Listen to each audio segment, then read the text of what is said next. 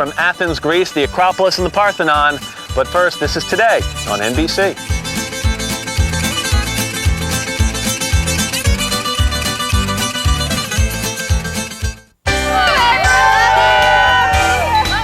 Where in the world is Matt Lauer? Of course, he's in Athens, Greece, as we've been seeing for the last 2 hours. Matt?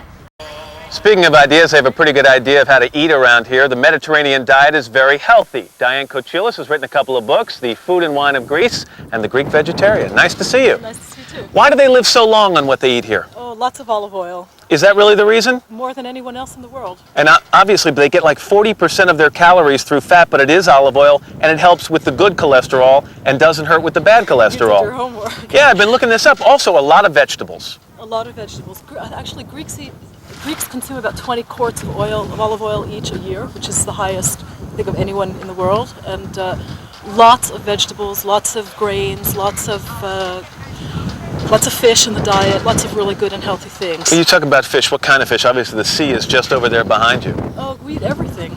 Lots of sardines, lots of mackerel, bream, shellfish. You mentioned the grains. How do they prepare the grains? I think the grains really are consumed in the form of bread more than anything else here. Greeks almost never have a meal without bread, but we also use bulgur and we use lots of pasta and whole grains in different dishes. Where do you find most of the people practicing the traditional diet? I mean, is that mostly the villages and the cities? Have they moved more toward fast food? It's both. You find it in villages still, and you also find it among a certain sort of age group. The older people? Yeah, the older people still follow a pretty traditional diet. And have the younger people moved toward the Kentucky Fried Chicken and the McDonald's? To a certain amount, but I think there's now sort of a newfound realization that the traditional diet is much better, it's much tastier, and it's better, it's obviously it's much healthier. For your cookbook, you go around and you get grandmothers to give you their recipes. I do. How do you meet these people, real quickly? I drive everywhere. I go into villages. I find people in local cafeteria and coffee shops. I pick up old ladies on the road who are foraging for greens. I network pretty well, you name it. And they share the recipes with you? Yeah, Greeks are very generous. They share their food. Your book is called The Food and Wine in Greece and also The Greek Vegetarian. Diane, thanks very much. Thank you. We appreciate it. Thanks, sir. Matt, you have something you want to tell us before we close up shop? In terms of a hint, is that what you're looking for No, actually, about tomorrow's location? Well, that in a minute, but I was more interested in finding out more about your journeys and the website. That's right. You can find out all about the trip we've taken and the trip we're still going to take at the Today Show website. That is today.msnbc.com.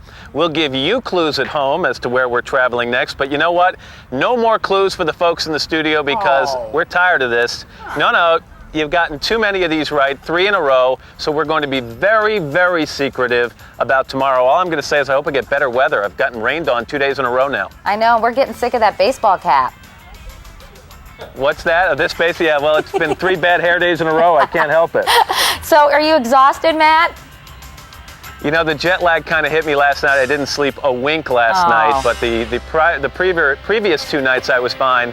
But tomorrow should be a little bit tougher. We'll see you then. Have a good day. The world is now watching America's #1 morning program, Today. NBC News, America's news leader.